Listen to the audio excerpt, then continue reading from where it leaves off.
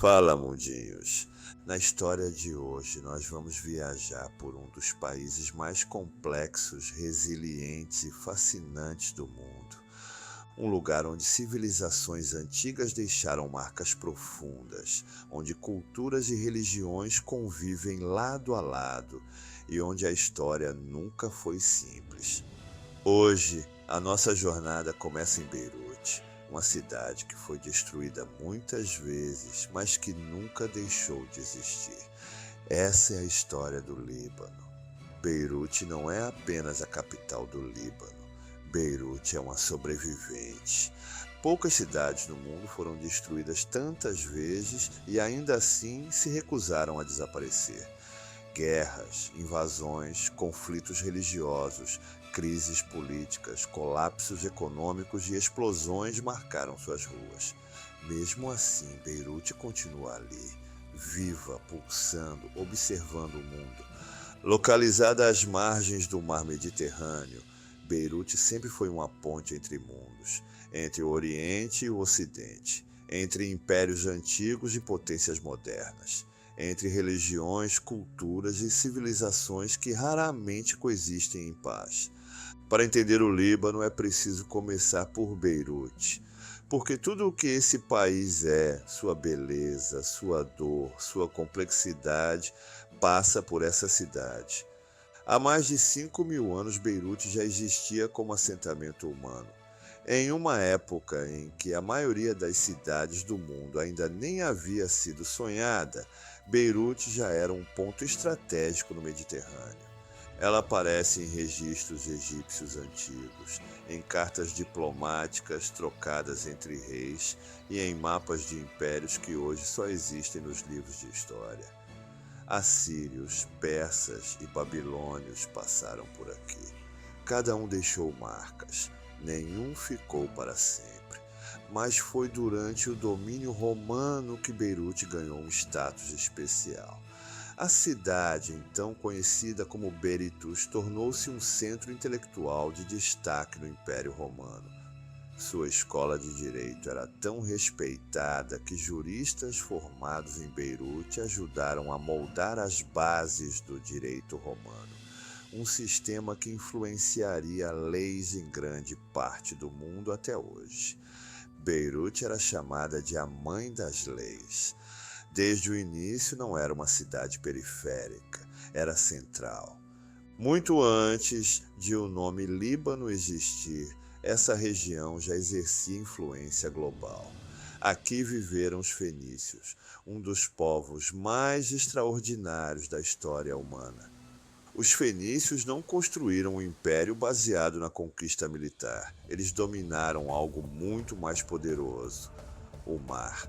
Foram navegadores excepcionais, comerciantes visionários e construtores de cidades que conectaram continentes muito antes da globalização existir. Cidades como Biblos, Tiro e Sidon tornaram-se centros comerciais do mundo antigo. Dali saíam madeira de cedro, tecidos, corantes raros e ideias. Os fenícios navegaram até o norte da África, a Península Ibérica e além. Mas o maior legado fenício não foi material, foi invisível e eterno. Eles criaram um dos primeiros alfabetos fonéticos da história, um sistema simples, eficiente, que permitia registrar sons e palavras sem depender de símbolos complexos. Esse alfabeto influenciou diretamente o grego, o latim e, consequentemente, os alfabetos modernos usados hoje em grande parte do planeta. O mundo moderno escreve porque os fenícios existiram, e os fenícios nasceram aqui. Com o passar dos séculos, o território do atual Líbano tornou-se um verdadeiro corredor de impérios. Romanos deram lugar aos bizantinos.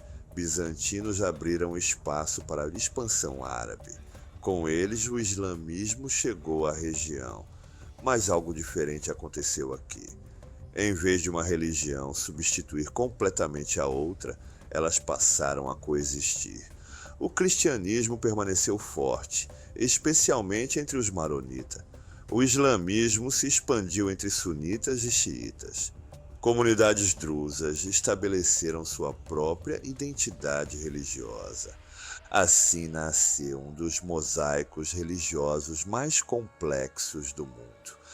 Essa diversidade criou uma riqueza cultural incomparável, mas também plantou as sementes de conflitos profundos. O Líbano nunca foi um país homogêneo. Ele nasceu plural e permaneceu assim. Durante as cruzadas, o território libanês tornou-se campo de batalha entre forças cristãs europeias e exércitos muçulmanos. Cidades foram tomadas, reconquistadas e destruídas. A população local aprendeu cedo o significado da palavra sobrevivência. Mais tarde, o Império Otomano dominaria a região por quase 4 séculos, mas, mesmo assim, o controle nunca foi absoluto. As montanhas libanesas funcionaram como refúgio. Comunidades inteiras se esconderam ali para preservar sua fé, sua língua e sua autonomia. Foi nesse isolamento relativo que a identidade libanesa começou a se diferenciar do restante do Oriente Médio. Enquanto isso, Beirute crescia. O porto se tornava cada vez mais importante. A cidade se conectava ao comércio europeu, especialmente com a França. Ideias, livros e influências cruzavam o Mediterrâneo diariamente. Quando o Império Otomano colapsou após a Primeira Guerra Mundial, o Líbano estava prestes a entrar em uma nova era. Em 1920, sob mandato francês, nasce oficialmente o Grande Líbano. Beirute é escolhida como capital. A influência francesa transforma profundamente o país. Arquitetura europeia, sistema educacional francês, imprensa livre, universidades modernas. O francês se torna a língua de prestígio. Beirute floresce como centro cultural e intelectual. A cidade passa a ser chamada de a Paris do Oriente Médio. Mas o modelo político criado nesse período carrega uma fragilidade perigosa. Para evitar conflitos, o poder é dividido entre religiões. Cada grupo recebe cargos específicos no Estado. O sistema parece equilibrado, mas na prática congela rivalidades históricas e transforma a identidade religiosa em moeda política. Em 1943, o Líbano conquista sua independência. Nas décadas seguintes, o país vive sua chamada Era de Ouro. Beirute se transforma em um dos centros financeiros mais importantes do Oriente Médio. Bancos internacionais, turismo, arte, música e liberdade de imprensa atraem pessoas de toda a região. Era um país pequeno, mas influente, moderno, cosmopolita e vibrante. Porém, por trás desse brilho, as tensões cresciam em silêncio. A riqueza não era igualmente distribuída. O sistema político confessional criava privilégios, ressentimentos e disputas de poder. A região ao redor fervia com conflitos, e o Líbano não estava isolado do mundo. O equilíbrio era real, mas frágil, e ele estava prestes a se romper. O Líbano independente parecia um milagre no Oriente Médio. Um país pequeno, plural, economicamente vibrante e culturalmente livre. Mas por trás dessa imagem sofisticada existia uma estrutura frágil, sustentada por acordos silenciosos e equilíbrios delicados. O sistema político confessional, criado para evitar conflitos, passou a fazer exatamente o oposto. Cada decisão do Estado era filtrada pela religião. Cada crise se tornava uma disputa identitária. Cada problema econômico se transformava em ressentimento coletivo. Ao mesmo tempo, o mundo ao redor do Líbano entrava em ebulição. A partir da década de 1950, o Oriente Médio tornou-se palco de guerras, revoluções e disputas ideológicas globais. A criação do Estado de Israel, os conflitos árabe-israelenses e o deslocamento de centenas de milhares de palestinos mudaram profundamente o equilíbrio da região. Muitos refugiados palestinos se estabeleceram no Líbano. O país, já pequeno e dividido, passou a carregar um peso geopolítico que não havia escolhido. Campos de refugiados cresceram, tensões aumentaram e grupos armados começaram a operar dentro do território libanês. O Estado libanês era frágil demais para controlar tudo isso.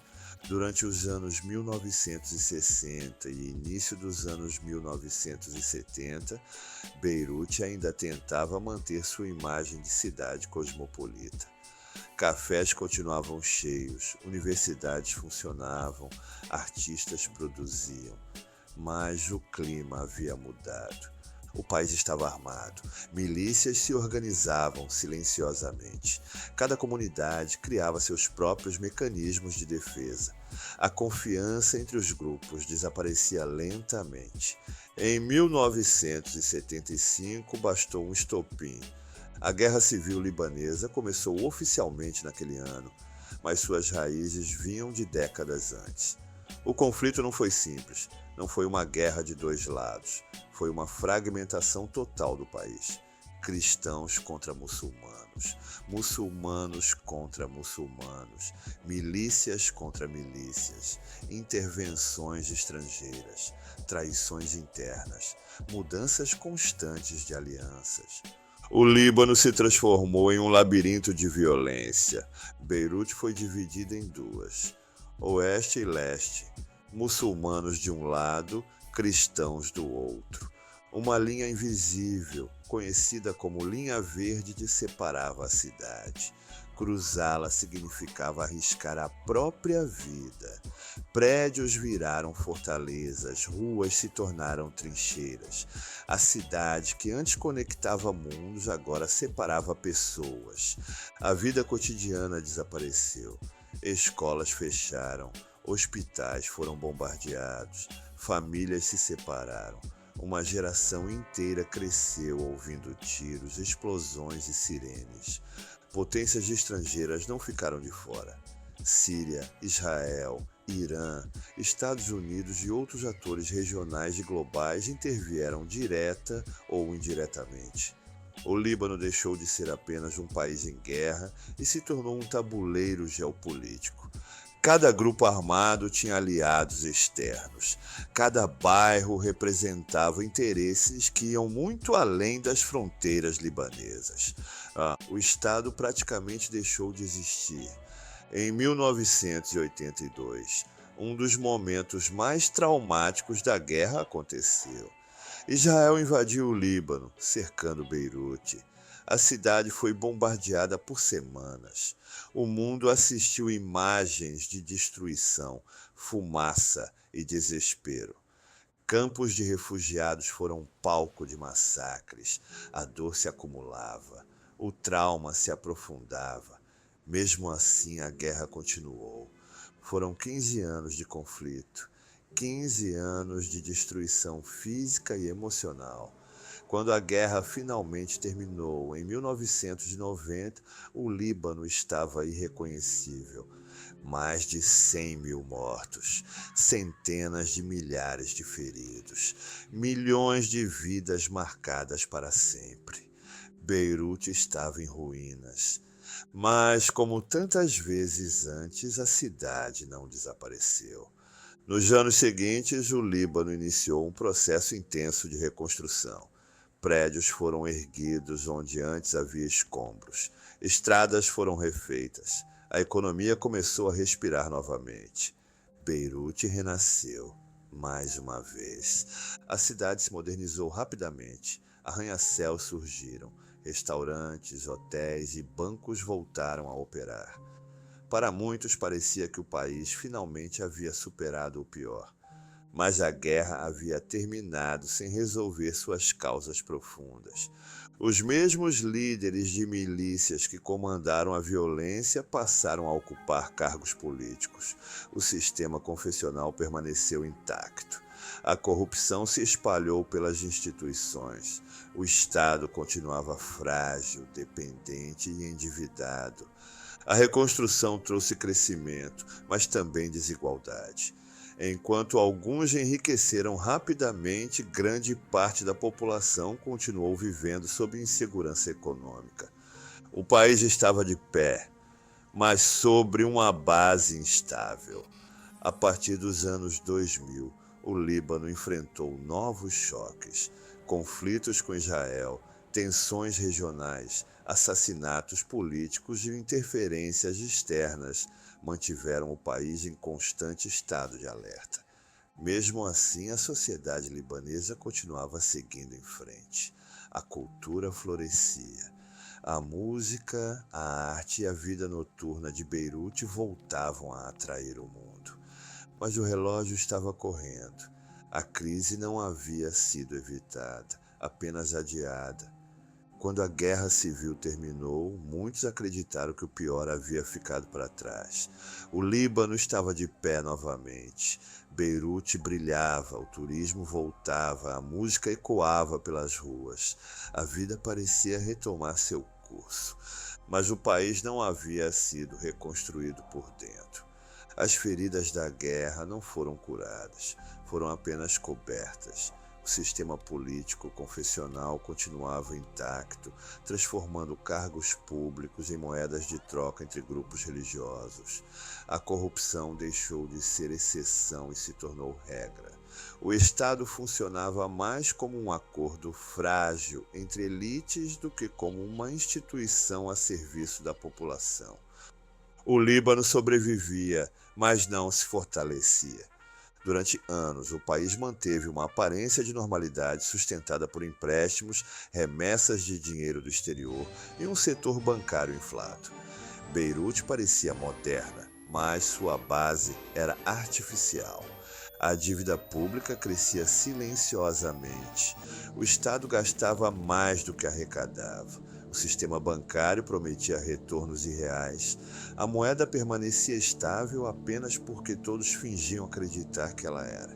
Era uma ilusão coletiva. A partir da década de 2010, essa ilusão começou a ruir. A economia desacelerou, a confiança desapareceu, o dinheiro sumiu dos bancos, contas foram congeladas. Poupanças de uma vida inteira deixaram de existir da noite para o dia. A moeda libanesa entrou em colapso. A inflação explodiu. O custo de vida se tornou insustentável. Produtos básicos desapareceram das prateleiras. Energia elétrica passou a faltar por horas, depois por dias. Para muitos libaneses, o país simplesmente deixou de funcionar. Milhões de pessoas empobreceram rapidamente. Uma classe média inteira foi destruída. Jovens altamente qualificados começaram a deixar o país em massa.